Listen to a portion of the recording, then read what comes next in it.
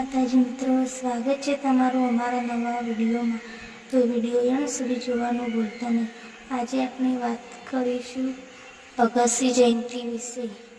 તો જાણો, ભગતસિંહ જયંતિ જાણો શહીદ એ આઝમ ભગતસિંહના જીવન સાથે જોડાયેલી 10 રસપ્રદ વાતો। ભગતસિંહ જયંતિ ભગતસિંહ જ્યાં જન્મ્યા હતા તે સ્થળ હવે પાકિસ્તાનમાં છે।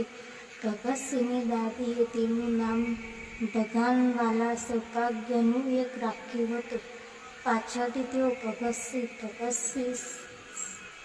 જન્મદિવસ આજે 28 સપ્ટેમ્બર શહીદે આઝમ ભગતસિંહની જન્મજયંતિ છે, જેમણે ભારતને બ્રિટિશ શાસનથી આઝાદ કરાવવા માટે ખુશીથી પોતાના જીવનનું બલિદાન આપ્યું હતું। એક તરફ ભગતસિંહજીએ પોતાની દેશભક્તિથી વિદેશી શાસનને ઘૂંટણીએ લાવવાનું કામ કર્યું તો બીજી તરફ તેમના વિચારોથી તેમણે આઝાદીની લડતમાં વિભાજિત ભારતને એક કરવાનું કામ કર્યું। તેમના વિચારોએ ભારતભરમાં આઝાદીની લહેરને વધુ મજબૂત બનાવી। આજે પણ દરેક ભારતીય તેમના જીવનશૈલી અને વિચારોમાંથી પ્રેરણા લે છે। તેમનું વ્યક્તિત્વ દેશના યુવાનોને હંમેશા પ્રેરણા આપતું રહેશે। ભારત માતાના બહાદુર પુત્ર અને ભારતના મહાન સ્વાતંત્ર્ય સેનાની ભગતસિંહની જન્મજયંતિ પર દેશભરમાં કાર્યક્રમોનું આયોજન કરવામાં આવી રહ્યું છે। અહીં જાણો ભગતસિંહના જીવન સાથે જોડાયેલી ખાસ વાતો। ભગતસિંહનો જન્મ 28 સપ્ટેમ્બર 1907ના રોજ પંજાબ પ્રાંતના રાયપુર જિલ્લાના બાંગામાં પિતા કિશનસિંહ અને માતા વિદ્યાવતીના ઘરે થયો હતો। આ જગ્યા હવે પાકિસ્તાનમાં છે। ભગતસિંહની દાદીએ તેમનું નામ ભગવાનવાલા રાખ્યું હતું। પાછળથી તેઓ ભગતસિંહ તરીકે ઓળખાયા। ભગતસિંહના પિતા કિશનસિંહ કાકા અજીતસિંહ અને સ્વરણસિંહ સ્વતંત્રતા સેનાની હતા। ભગતસિંહે લાહોરની ડીએવી હાઈસ્કૂલમાં અભ્યાસ કર્યો હતો।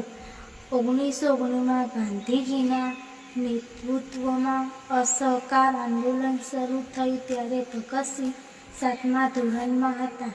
15 વર્ષની ઉંમરે તેણે પુખ્ત ક્રાંતિકારી પ્રવૃત્તિઓમાં ભાગ લેવાનું શરૂ કર્યું। 13 એપ્રિલ 1919ના રોજ બેસાખીના દિવસે રોલેટ એક્ટના વિરોધમાં જલિયાંવાલા બાગમાં દેશવાસીઓની એક બેઠક થઈ। બ્રિટિશ જનરલ ડાયરના ક્રૂર અને દમનકારી આદેશોને કારણે બ્રિટિશ સૈનિકોએ નિશસ્ત્ર લોકો પર અંધાધૂંધ ગોળીબાર કર્યો। આ અત્યાચારે દેશભરમાં ક્રાંતિની આગને વધુ ભડકાવી। આ સામૂહિક હત્યાની 12 વર્ષના ભગતસિંહ પર ઊંડી અસર પડી હતી। તેમણે જલિયાંવાલા બાગની લોહીથી ખરડાયેલી ધરતી પર શપથ લીધા કે તેઓ બ્રિટિશ સરકાર સામે આઝાદીનું રણશીંગું ઉંચકશે। તેમણે લાહોર નેશનલ કોલેજ છોડીને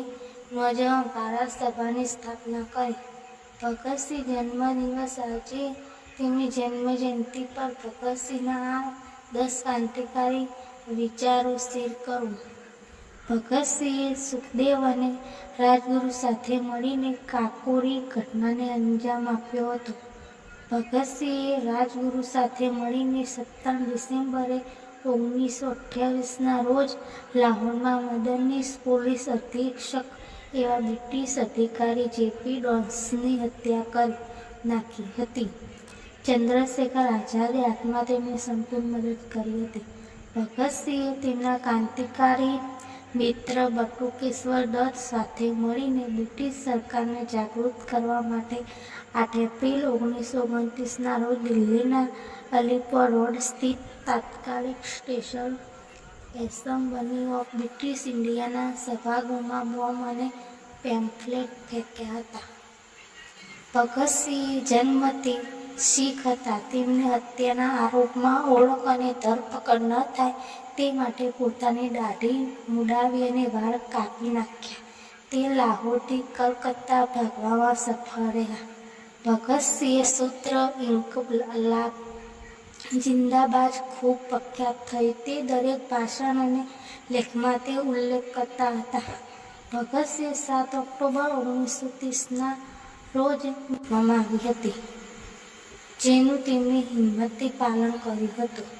ભગતસિંહે 24 માર્ચ 1931ના રોજ ફાંસી આપવાની હતી, પરંતુ અંગ્રેજો એટલા ડરી ગયા હતા કે તેઓએ 11 કલાક વહેલા જ 23 માર્ચ 1931ના રોજ સાંજે 7:30 તેમને ફાંસી આપી દીધી હતી.